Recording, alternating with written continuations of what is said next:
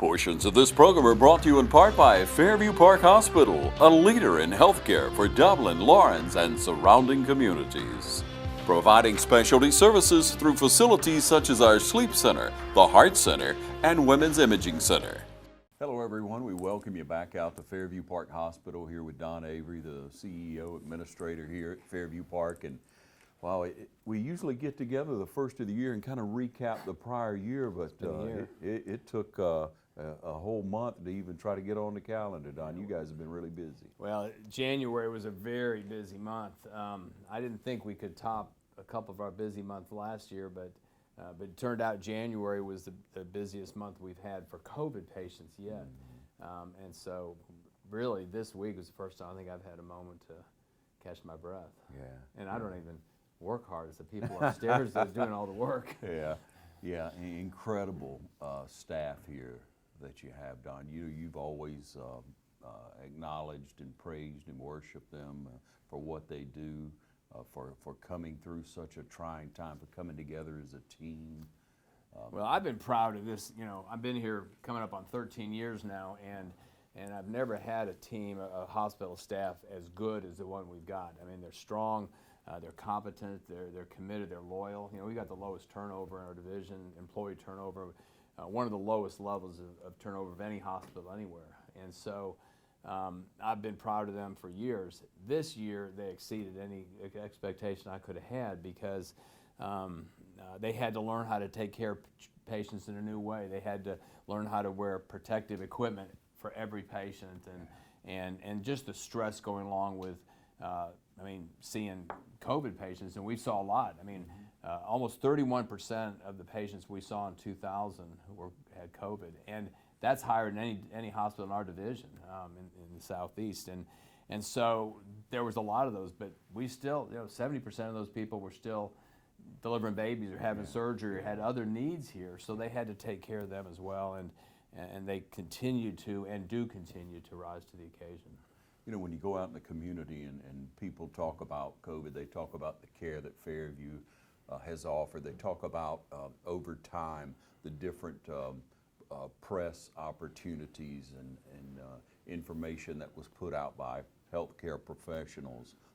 They speak so highly of what you present, Don, of how you give confidence but information to people because you have a plan.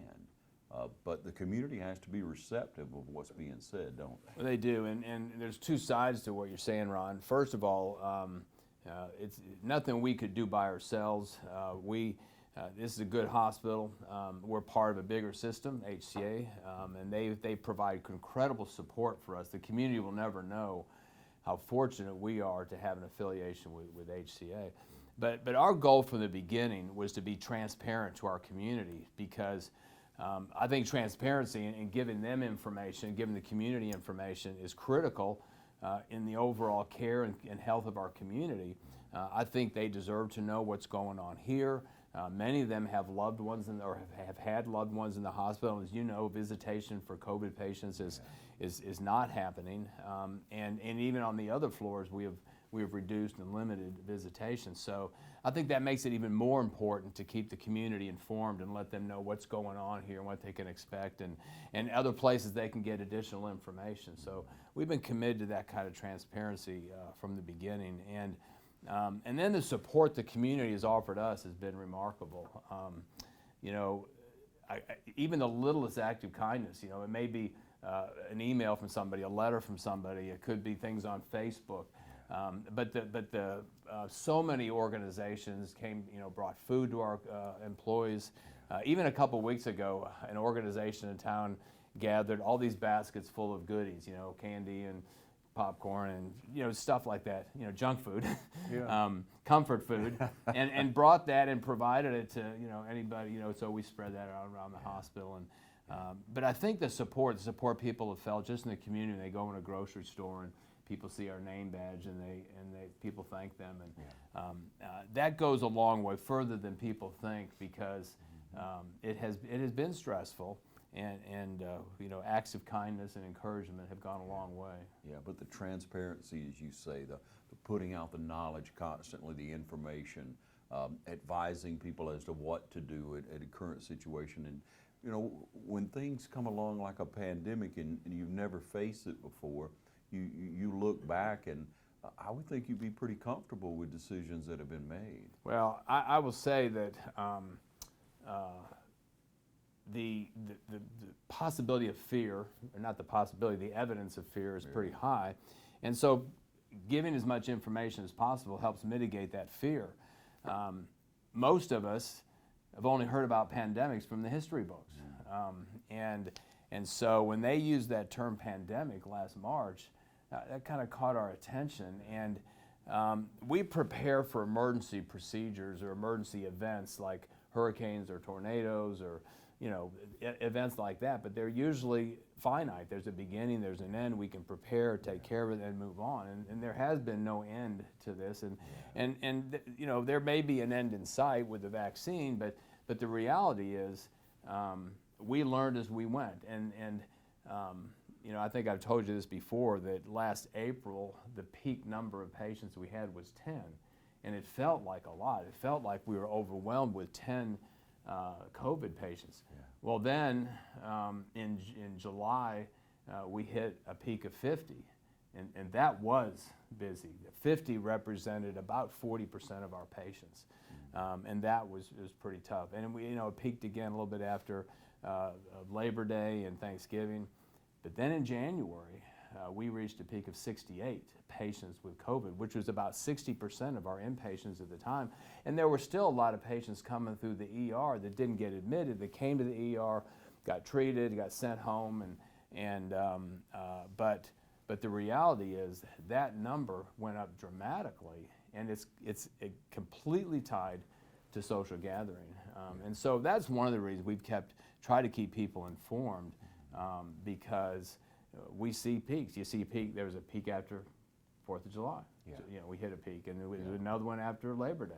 Mm-hmm. Christmas, it just reached the highest we've had so far. Yeah. How do we look right now, overall number? Well, today we had our briefing this morning. We had 23 patients in the hospital with COVID, which again is more than double what we had last April. And people have a sigh of relief. It feels like and of course from 68 down to 23. That's we discharged 45 patients that had COVID, and so that does take a lot of pressure off. One of our COVID units this morning had 0 COVID patients on it, our step-down progressive care unit. We still had several people in our ICU with COVID and several on our telemetry unit, but it's good to see those numbers down. There's no question about that.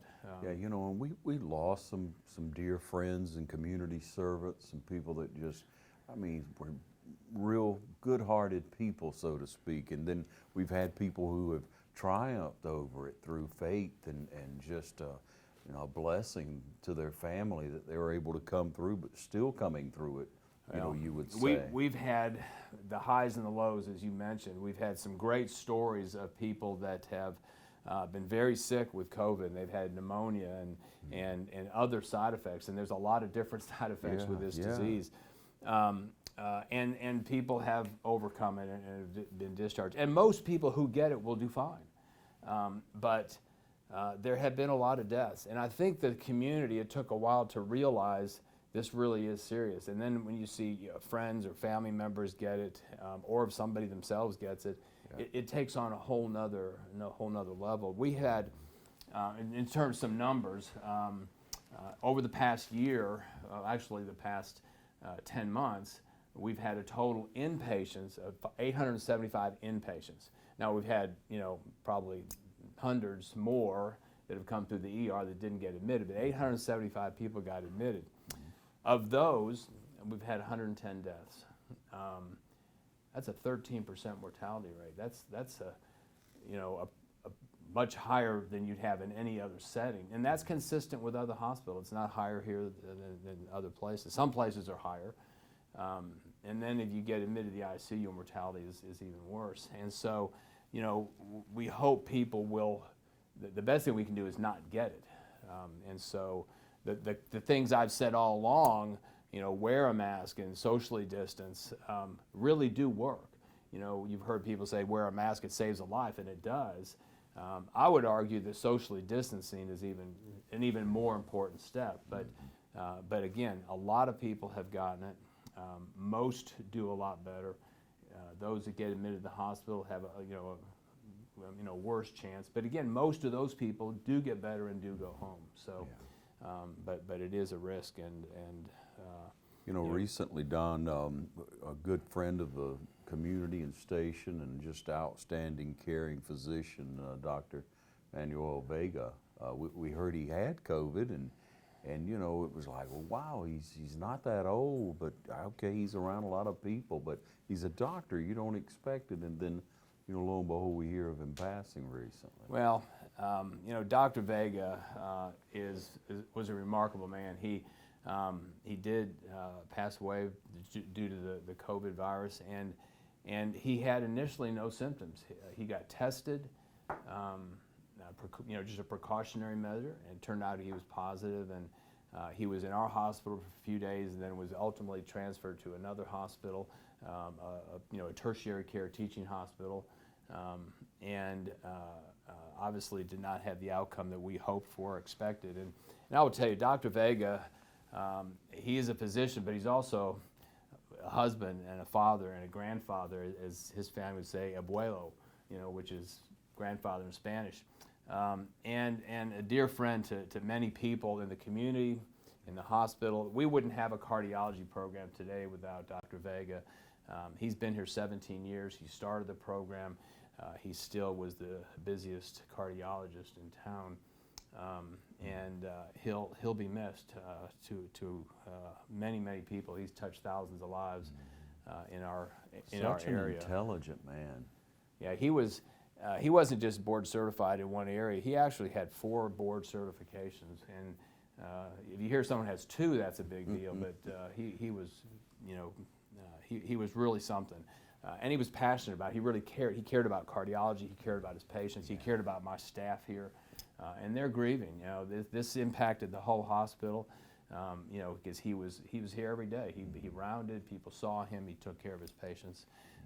There's a lot of people have asked me, well, what's going to happen now? And there's a group of cardiologists that are already on our staff that are covering his practice. They actually began covering his practice and seeing his patients while he was in the hospital. But they're going to continue doing that.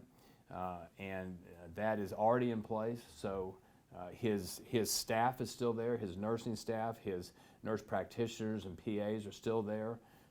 And so that practice can continue going, and patients that have seen Dr. Vega in the past can continue come to that practice.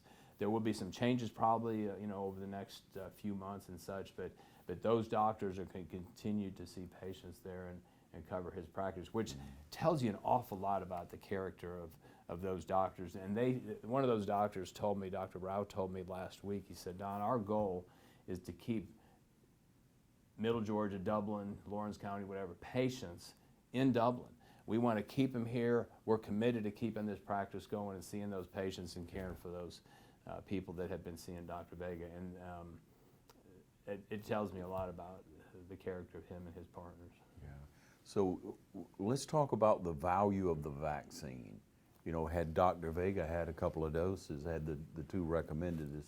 Well, actually, Dr. Vega had his first vaccine and tested positive a couple of days after that, which means he probably already had the virus before he got the vaccine because, and we've had a couple of our employees that has happened a couple of times too. They got it pretty quickly after the vaccine. It's not related to the vaccine. Sure. And we don't do a test on everybody that gets the vaccine. That just wouldn't be practical or necessary.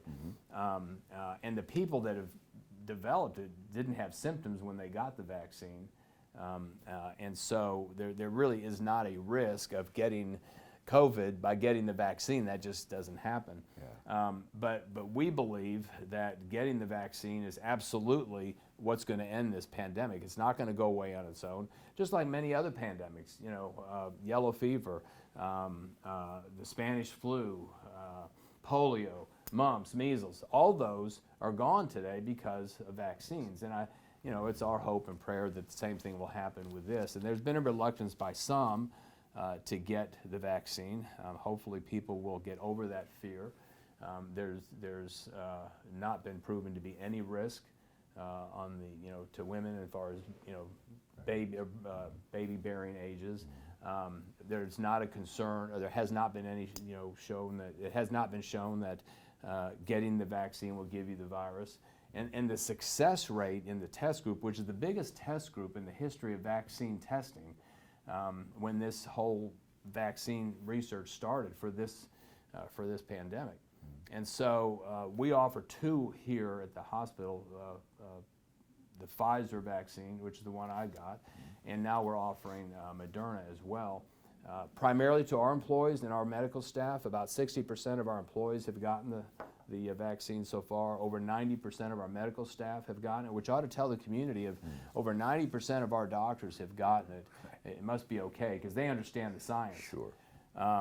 We have also made it available to healthcare providers in Lawrence County and first responders, and of course they also can get it from the health department. And I should mention the health department. The Lawrence County, or the Lawrence County Health Department in particular, but certainly South Central District under Dr. Kraft's leadership, in my mind, and from what I've heard around the state, they're the best. My wife qualified for the vaccine, but not through the hospital because she doesn't meet any of those requirements, but she did qualify. And she went through the process here in town that's offered out of Southern Pines. She arrived at 11:25 for 11:30 vaccine. She had her paperwork done. At 11:34 she got the shot. Then she had to drive over to a staging area, wait 15 minutes, make sure she had no reaction, she left. It happened that fast, 24 minutes or something like that, whatever that, figure out the math I just said there. But it's like clockwork. It's remarkable, the process in place right here in Dublin to take care of these folks. You have an appointment, you get in, and when she left, had her appointment for her second shot already. So she knows what time and what day to come back. We're so blessed, aren't we? We really are, and maybe it's because we're a smaller area, a smaller town, but you hear stories from other places around the state that are not going this well. Right. And so kudos to our health department here and the staff down there and the work they're doing. And the other thing Farrah said, everybody there had a smile and they were polite and they were kind and it was efficient. And that says a lot about the people here in Dublin. So I'm really proud of them. We hope to continue to partner with them and maybe expand the number of community people we give. But I will tell you, the vaccine is the key to ending this pandemic. I'm not a doctor, clearly, but I certainly work with them. And all the doctors here, the experts here, the Dr. Nelsons, the Dr. Harrisons, et cetera, say the end of the pandemic will come when 70+% of our people get the vaccine. So I really, really encourage people to get the vaccine. And so when the medical staff here, when the employees, when everyone received the vaccine, what has it done for morale? What has it done for the day-to-day operations? I think there was initially some apprehension, because is this going to work? Should I get it? What are the side effects going to be? And there have been a few people that have had some side effects. They've been mild. They've been, maybe a fever, maybe soreness or something. But it has never lasted more than 24 hours. And I think the more people are getting comfortable with it, there seems to be some momentum building. And, because when we first started, the first couple of weeks, we had less than 30% of our employees got it. Yeah. And so more and more people are getting it. We were kind of kidding the other day that we're bulletproof now. And we're not. We're still wearing our mask and such. But I got to tell you, as somebody who's gotten both vaccines, and I'm 3 weeks out from my second one, I feel pretty good about that, and I think most people do. So, and the people I know in the community, the people in the 65 and over category, they're real excited about it, and they should be. I didn't mention this earlier, but of our 110 deaths, 80% of those were in people 65 and over. So clearly, and then it goes up to 90% 55 and over. So it's pretty clear to me. The older population needs to get that vaccine. I think everybody does, but especially that group of people. They're at higher risk. Yeah, thank you. Let me say, we're at higher risk. Yeah, we're with Don. We'll take a break and be right back. From humble beginnings with a desire to serve the Dudley community, Bank of Dudley has grown to 5 locations, serving Lawrence, Twiggs, and surrounding counties. Serving our community since 1905, the Bank of Dudley is looking forward to its second century of community banking. Drop in today to any of our 5 locations: Jeffersonville, Dudley, East Dublin, Veterans Boulevard, and downtown Dublin. Bank of Dudley, member FDIC, and an equal housing lender. It's really hot outside, and the deals are even hotter with the City of Dublin natural gas. How would you like a free 40-gallon hot water heater plus free gas installation? It's easy. Just pick up the phone and call Brad Grimes with the City of Dublin Natural Gas, 277-5048, and get a free hot water heater and free installation. The City of Dublin Natural Gas, saving you money every single day. And back with Don Avery here at Fairview Park Hospital, you know, we see so many hospitals who, over the last few years, were just not able to sustain themselves financially and to move on. So you have to look at that. That's why we like to get together with you at the first of each year, just to see how our local hospital is doing, to make sure that you guys are going to be here for us. You know, it's funny to me. I grew up in the Midwest in Illinois. I've been in bigger cities and smaller towns, and I say that in a rural community like Dublin, the importance of a hospital cannot be overstated. It's important for economic development. It's important, you know, obviously for jobs and such. It's important for the overall health of a community, and we're really fortunate here. And I mentioned HCA. The difference between our hospital and other hospitals in Middle Georgia that are smaller and struggling, I think, is the backing of HCA and the resources they provide for us. But we've been able to recruit a lot of doctors in here. We've been able to recruit the staff to support those specialists. I mean, you look at other hospitals our size, they don't deliver 100 babies a month. They don't do, you know, over 4,000 surgeries annually. They don't do over 1,000 orthopedic procedures, and they don't have a cardiology program where they can put stents in and save lives of people having heart attacks. That's not normal for a rural hospital. And so we're fortunate. But see, as you know, Ron, we don't just serve Dublin and Lawrence County. We really serve all Middle Georgia. As you know, we have a pediatric surgeon on staff. Many hospitals that are 2-3 times our size don't have a pediatric surgeon. It does help that Dr. Bozeman was born and raised here. but again, we provide services here that most rural hospitals don't. And we don't think we're better or smarter. We just have some resources that others don't. We're a great location, you know, right there on I-16. We're, you know, halfway between Macon and Savannah, and so we can serve a large area. And from a financial standpoint, we actually did really well last year. You know, we met our projected budget. A lot of that was, you know, came later in the year because of, you know, catching up on surgeries and such. But we had a good year. But I would suggest that more importantly than that, we provide quality that has been state and nationally recognized on a lot of levels. And a lot of our programs, our stroke programs, been recognized as the best in the state twice. And that wasn't true 10, 13 years ago, I can assure you that. We've been recognized by health grades for our orthopedic program, our cardiology programs. There's an organization called Leapfrog, funny name, but it's a nationally recognized organization that measures patient safety, clinical outcomes, quality of a hospital, and they grade you from an A to an F. And so we have most often gotten an A rating, a couple times have gotten a B, and sometimes a smaller hospital has to overcome some issues with size, but we again got an A in 2020. And we also got another recognition, which was a surprise to us, but Leapfrog recognizes hospitals, kind of what they call top hospitals in the country. And there's, 6,000-7,000 hospitals in the country.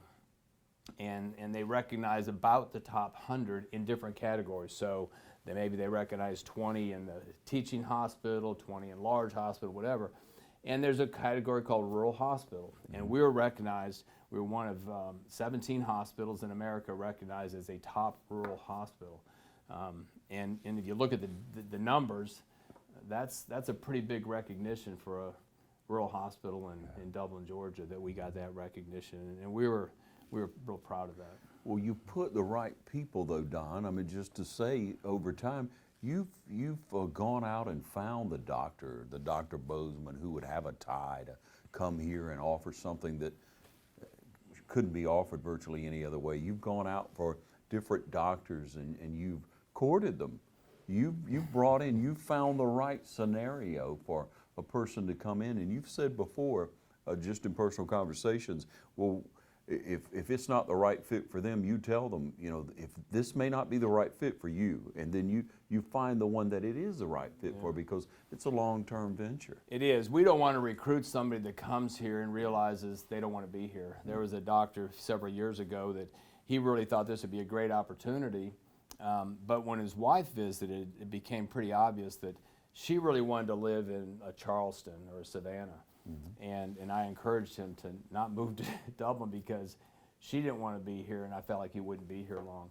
And so you try and find a good fit and a good mix, and sometimes it takes a while. There was an OB doctor that just joined our staff, joined a local group. Her name's Dr. Lori Bullen. She was Lori Wilkes. She grew up here.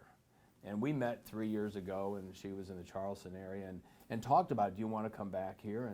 And she was interested, but it took a while for her to make that decision. But she's now back here. She's seeing patients, and again, she's with a local practice here. So sometimes it takes longer, and there's just recruitment. We have another doctor who just joined our staff. His resume is impressive. He went to Vanderbilt for medical school. He's done a couple of fellowships at Harvard. He's on faculty at University of Alabama, and he's joining our staff, and he'll be joining the staff at Meadows as well. He'll be working in both places, and he's a shoulder specialist. He's joined a local clinic, a local orthopedic clinic here, and we've never had somebody who does some of the work he does. He can actually do shoulder replacements, which we've had to send people away, and he does some complex work. And that was, on the other hand, that turned out to happen faster. His wife's from Middle Georgia. It just kind of worked out that way. And so that's part of the process. And we've recruited people to our hospitalist staff and our ER staff. We've got a real stable group in our ER. We were able to promote one of our hospitalists, Dr. Nicola Revels, and she's not just a hospitalist, by the way. She also serves as a doctor in the Air Force Reserve, so I appreciate her commitment as a veteran as in serving in the Air Force. And she's now our new hospitalist director, the medical director for a hospitalist program. And so we've continued even through 2020 to try and develop our medical staff, which is really remarkable. But here, you and I like living in a small town, right? Why wouldn't a doctor want to live in a small town? And a lot of them prefer raising their family in a smaller community, and so we try to find those kind that are well trained and will serve the community well. Yeah, you mentioned Meadows earlier. People have talked in conversations over the last year, it seems like a couple of years, about what's going on with Meadows, Fairview, Meadows, HCA, what's going on? So yeah, that journey has taken longer than we thought. I think they first announced that in August or September of 19, and we thought that deal might close sometime in early to mid 2020. Another one of those casualties of COVID. But I was told just last week that HCA and Meadows finally signed what's called a purchase agreement, an asset purchase agreement. That has been signed. It's public now that has happened. And what that did, it doesn't quite close the deal. It means that we can talk to the doctors that are employed by Meadows and give them contracts. And there's several doctors in Dublin that are employed by Meadows that will come under the employment of HCA and be here full time, which will be, again, beneficial to our community. There's a facility across the street that says Meadows GI Center or Meadows Endoscopy or whatever. That's going to become Fairview Endoscopy. And so there's some really positives from that from our standpoint. When you do an acquisition like that, it has to go through the state attorney general's office, and so that has been filed with the Georgia Attorney General, and we expect to have a hearing in late March, early April, and we expect the deal to be completely closed and done, and they'll put HCA signs up down in Vidalia on Meadows, and it'll become a sister hospital in just a couple of months. So that is essentially done. I guess the Attorney General could overturn that. I don't know that that has ever happened. That's not Yeah. likely to happen. So we're pretty excited about that. I think it'll be good to have that partnership and that relationship, and that's been a long journey in that relationship over the past decade. So we're pretty excited about that. Just a greater opportunity to serve Middle Georgia, isn't it? Well, it is, and what it means is HCA kind of has this I-16, presence. We've got Savannah Memorial now, one of the biggest hospitals in the state. We've got, the two hospitals in Macon, Coliseum and Coliseum Northside, now Meadows, and then us. Yeah. And so, really, and some of the benefits of that are sharing of staff, transfer agreements, and just the access to more. So the people here, we had a patient last week that had to be transferred, and we got him, it was a phone call to Memorial, and they arrange a bed, and that happens. In fact, the patient I'm thinking of, he'll be back here later today to be in our rehab unit because he lives here, but they were able to take care of him during this particular procedure. He's coming back here, and that's a great thing to have that kind of relationship. Yeah. So. You want to expedite care. People don't think about that at home. Oh, I don't feel well. You go to the hospital, go to a doctor. But when you think about it from your perspective, that's your job. That's your responsibility. Well, it is, and the thing is, sometimes we can't take care of everything. We take care of a lot, but there's certain things we don't. Mm-hmm. But we can get them to those places really quickly. Yeah. We had a trauma last week, and we got them to our sister hospital in Augusta because that was the best place or the most available place for them. So. As you know, we've got this, air vac here in town. We've got a helicopter, and the people sometimes I don't think realize how fortunate we are here in Dublin to have the healthcare services we have. Even if they're not immediately available here, we can get you where you need to be pretty quickly. And the local EMS, the Lawrence County EMS, and the helicopters I said. So it's a great team. Yeah. We'll take another short break and be right back. It's nothing personal. It's just business. Hello? That's how some people do things. Right away. To us, everything we do is personal. Because anyone can answer the call. It's who shows up that matters most.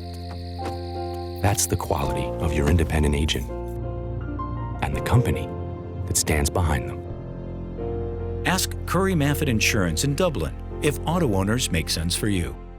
I'm Don Carswell of Dublin Chevrolet.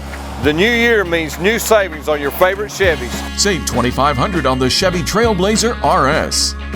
And remember, Don sells cars well only at Dublin Chevrolet. Back with Don Avery, everyone. We always want to look ahead. Again, we've gotten together the first of each year for many years now to recap and then to look ahead. And you always set lofty goals. You have things that you need to reach. Has it changed because of the current situation, or do you still have some things that are really paramount to you? Some people think I look at life through rose-colored glasses. I told my mother, she started saying that when I was a kid, and I just told her the view was better. and take that forward to last year, in March, when we first started dealing with this COVID, I told my boss, the division president, I said, we're going to make budget this year. In fact, and this is something in all seriousness, I said, and I've said this to other folks, like with the Georgia Hospital Association, as we were going through this pandemic, I said, we're going to look back as hospital leaders, and we're going to say, this is our finest hour. That quote from Apollo 13. I said, this is going to be our finest hour. We're going to rise to the occasion. And I see that every day here. Nurses and respiratory therapists and lab technicians and housekeepers and doctors rising to the occasion. And that's what I saw happen last year. And yeah, I do have lofty goals. And by the way, we did make budget last year. And they were kind of kidding me about that a couple weeks ago. And I said, well, that was just me being flippant. I didn't really know if we would or not. But I think this could be an even better year. I do think we're going to see some mitigation of the COVID virus. And I really believe that we're going to see eventually the rollout where over 200 million Americans will have had the vaccine. And that's kind of the magic number, 220 million people. And I maybe I'm overly optimistic, but I think that's going to happen. As far as Dublin and Middle Georgia, this transition with Meadows is going to be a big deal to us because we're going to have more services available here. We're going to have more services, again, a female OB on staff. Our last one decide to stay home and raise kids. And so having a female OB here is a big deal. We've got a second nurse midwife on staff. More orthopedic surgery available here. Our heart program, which lost its leader, but people step up, and we've seen that. But people have stepped up and said, we're going to keep this program going, and so I think that we're going to see an even better 21 than we saw 20. And again, that may be just me being overly optimistic, but I've seen year after year of growth and improvement of the services we have here.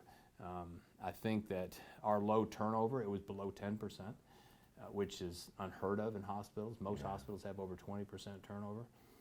That stability, that loyalty means a lot to us. We've returned that. We gave last November, we gave our employees a bonus for what they had been through and what they had done. They had pay raises that were eliminated earlier in the year, and those were reinstated later in the year. So those kind of things I think are important to show the people we care, and they matter to me, and so we try and communicate to them how important they are. And they're the key to our success, is those people in the trenches doing the work. And so with hopefully COVID going down, hope we don't keep having these peaks, with more people getting vaccinated, with some new doctors on our staff and new services and expansion of existing services, I think we're going to have a fantastic year. So I'm excited about the future and what it might hold. Yeah, we look forward to following up with you in a and I'm month or certainly 2 going to be months here. because, So for better or worse, I'm staying. yeah. Thank you for that and for what you've been able to do because of your caring, because of your heart for our community. We're really blessed to have you as administrator here. Blessed to have Fairview Park Hospital. Thank you, Ron. Blessed to have HCA, ladies and gentlemen. I appreciate that. Thank you very much. Thanks for joining us, everyone.